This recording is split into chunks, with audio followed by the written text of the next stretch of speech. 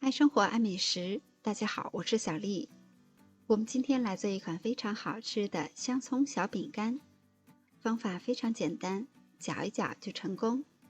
吃到嘴里，葱香浓郁，咸香又酥脆。下面我们开始吧。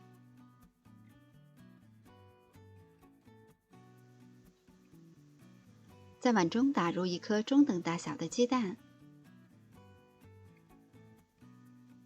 加入2克的食盐，搅拌均匀。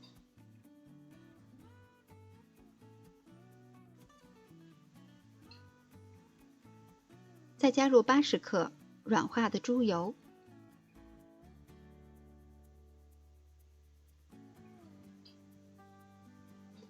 我们大致的搅拌搅拌就可以。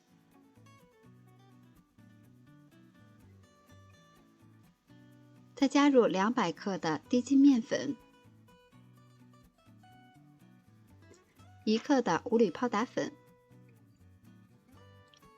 ，2克小苏打，将所有的材料搅拌均匀。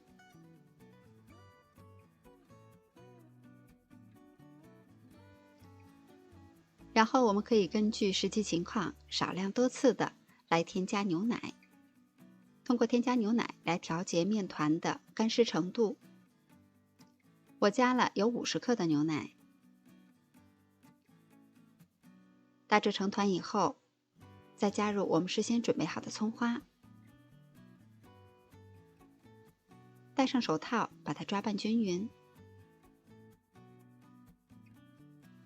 最后我们得到的是一个偏柔软一些的面团，然后直接揪下来一块，把它团圆。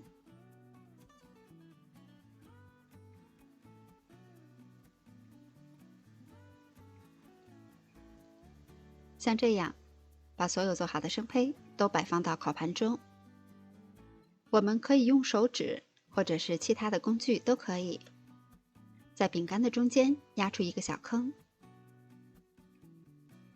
烤箱需要提前预热5到10分钟，160度的上下火烤25分钟左右，一直烤到饼干上色均匀就可以出炉了。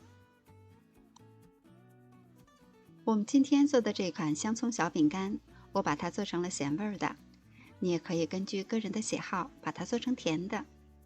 做法还是非常简单的，轻松的搅一搅揉一揉就可以成功了。吃起来葱香咸香，搭配上酥脆的口感，味道好吃极了。喜欢的小伙伴们也快动手试一下吧。我是小丽，每天都做好吃的，明天见。